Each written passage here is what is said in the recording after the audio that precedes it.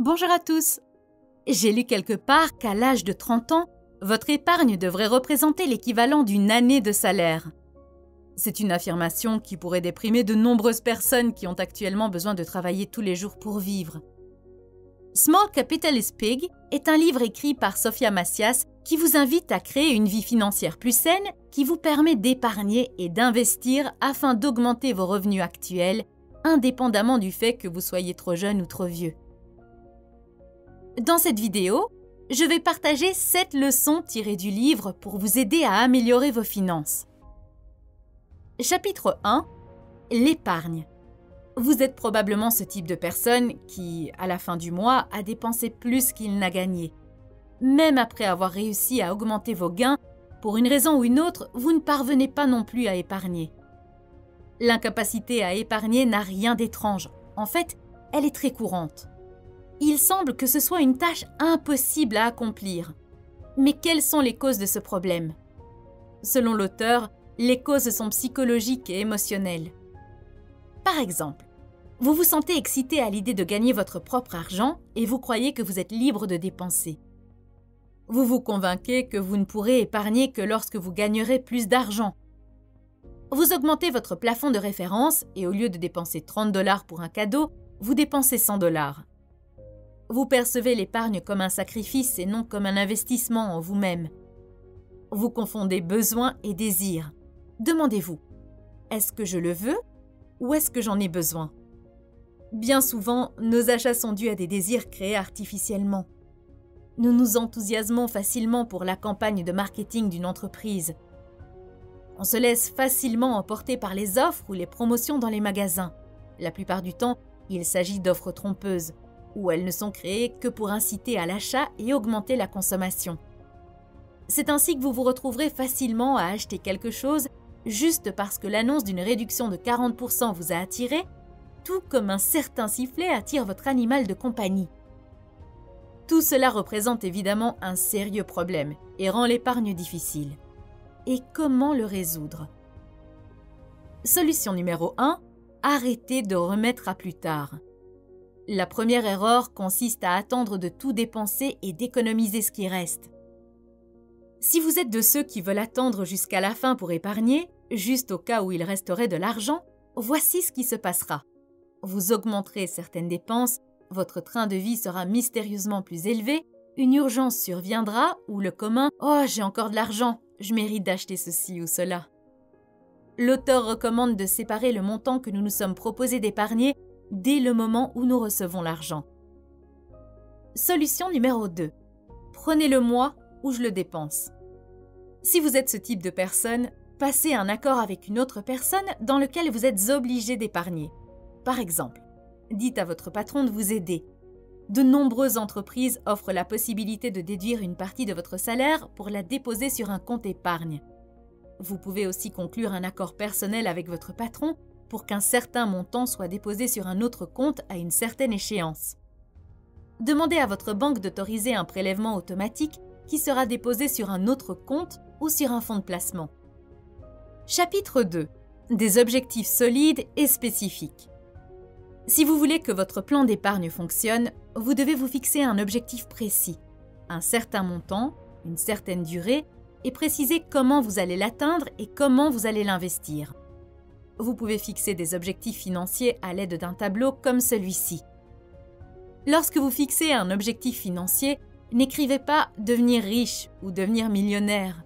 Soyez précis.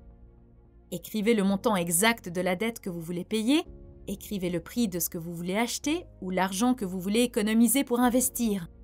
Fixez des délais à court, moyen et long terme avec des dates.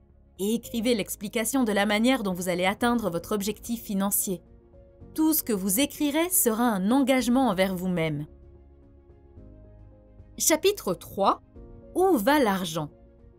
Dans ce chapitre, l'auteur vous encourage à créer un équilibre entre les dépenses et les revenus. Bien que cela puisse sembler fastidieux ou ennuyeux, un équilibre vous aidera à réparer le désordre financier. Si vous n'avez aucune idée de votre véritable capacité d'épargne, avec un équilibre, vous la verrez clairement. Commençons par les revenus. L'idéal est de suivre vos revenus chaque mois. Cela peut varier considérablement pour les entrepreneurs, mais peut être plus facile pour les employés. Les dépenses, selon l'auteur, vous pouvez organiser vos dépenses de deux manières différentes. Selon la priorité ou selon les dépenses fixes et variables. Les dépenses fixes sont le loyer, les services, le transport. Les dépenses variables sont les repas au restaurant, les divertissements, les voyages, les cadeaux, etc. Ce type d'enregistrement peut être effectué à l'aide d'applications telles qu'Excel ou des applications mobiles ou même sur une feuille de papier. Lorsque vous aurez fini d'écrire toutes vos dépenses et vos revenus, vous verrez facilement ce qui reste.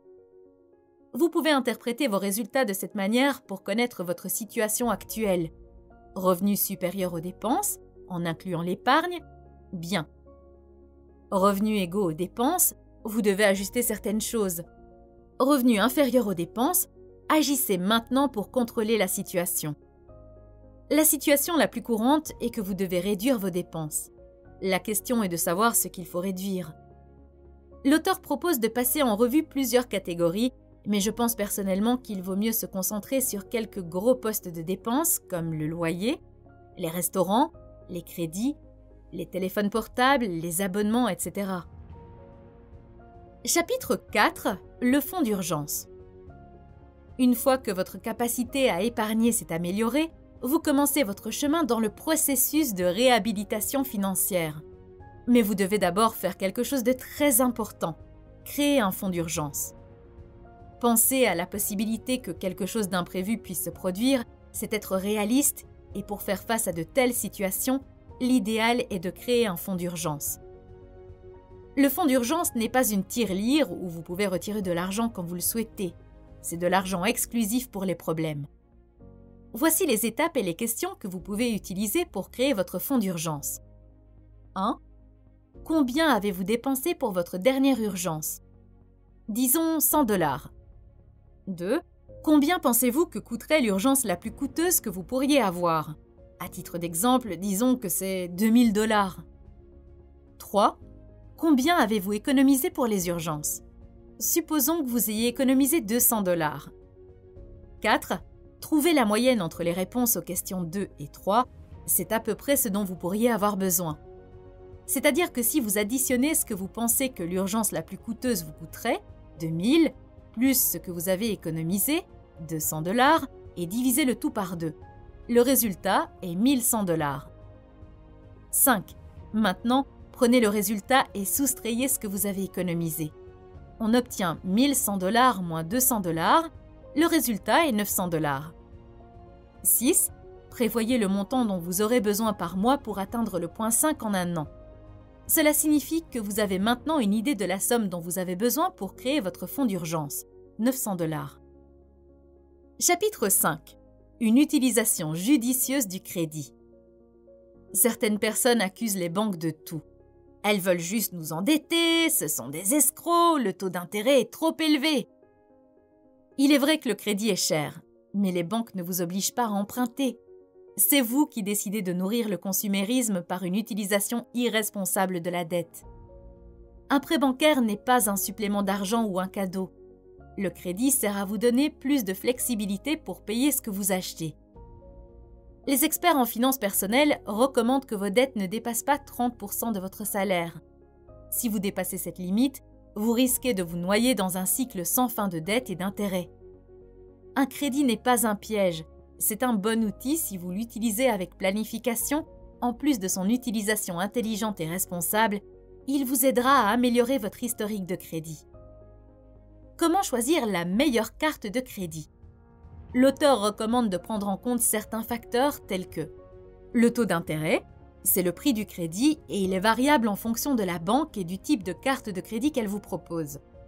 Les commissions, certaines banques vous exonèrent de commissions si vous avez plus d'un produit financier chez elles, mais vous devez regarder et évaluer tous les frais liés à l'utilisation de vos produits bancaires. Assurance, certaines banques et cartes dans certains pays offrent différents types de protection.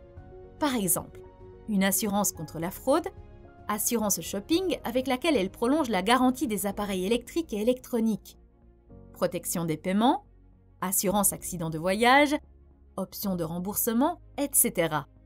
Voici encore quelques recommandations pour l'utilisation des cartes de crédit.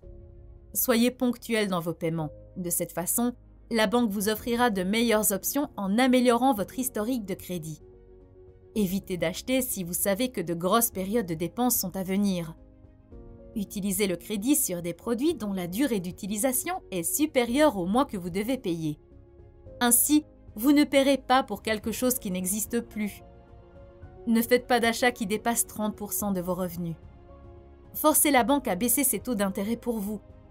Lorsque vous êtes un bon client et que vous payez à temps, la banque vous considère comme un bon client et par conséquent, elle préférera baisser votre taux d'intérêt plutôt que de perdre un client. Il est difficile pour les banques d'obtenir un bon client et elles investissent beaucoup d'argent au marketing pour y parvenir. Cet avantage peut être obtenu simplement en négociant avec la banque au bon moment. Chapitre 6. Investissement. En suivant les recommandations données jusqu'ici, vous serez en mesure de soigner vos finances personnelles et d'augmenter votre épargne. Mais si vous ne parvenez à épargner qu'une certaine somme d'argent, la tâche est incomplète et vous n'aurez fait que la moitié du chemin. Ou pire, vous commencerez à perdre de l'argent. Oui, perdre de l'argent. Épargner et seulement épargner revient à perdre progressivement de l'argent. Comment? À cause de l'inflation. Tout le monde a entendu ces histoires de parents ou de grands-parents sur les choses qu'ils pouvaient acheter avec très peu d'argent. Aujourd'hui, la même somme d'argent permet d'acheter très peu de choses. L'inflation ronge progressivement vos économies. L'idéal est de faire fructifier votre argent en l'investissant de manière à ce que chaque dollar puisse en rapporter davantage.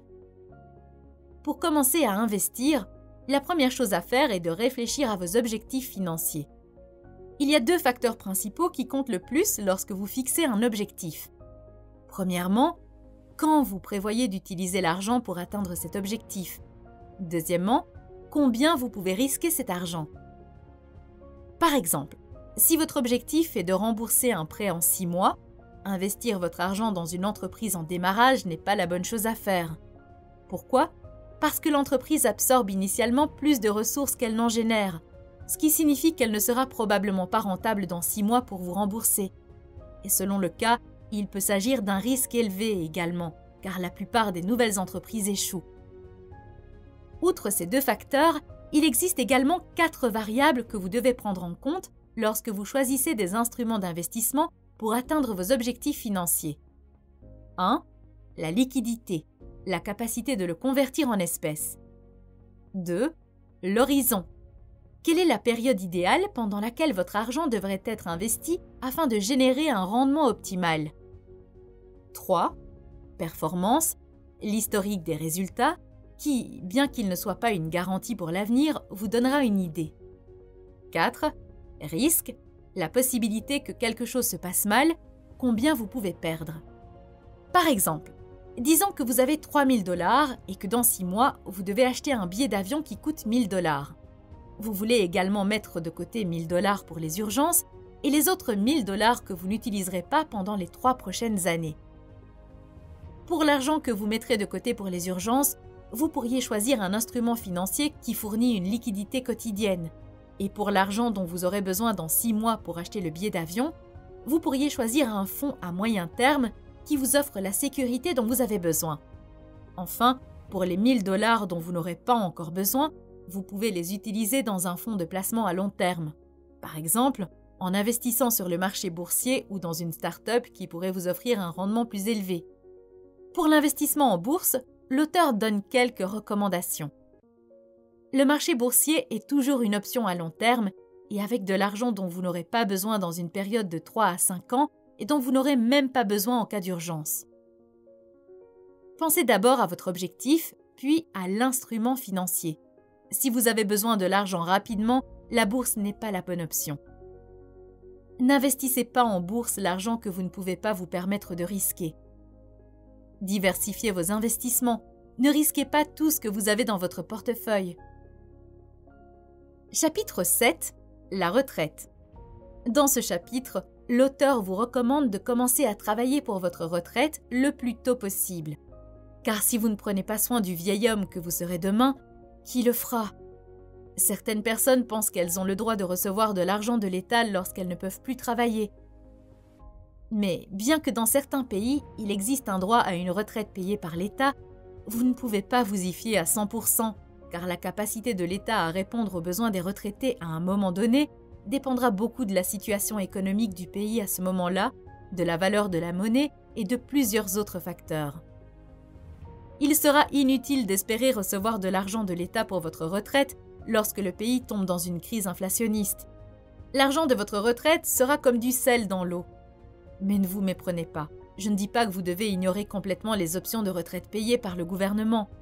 Je dis que vous ne devez pas vous fier à ces options à 100%. Je dis que vous devriez également travailler sur votre retraite par vous-même. S'il existe des options privées de gestion des retraites dans votre pays, ne les rejetez pas non plus. C'est tout pour cette vidéo. Si vous souhaitez voir d'autres vidéos sur ce sujet, consultez la playlist que vous voyez à l'écran. Merci d'avoir regardé et bonne journée.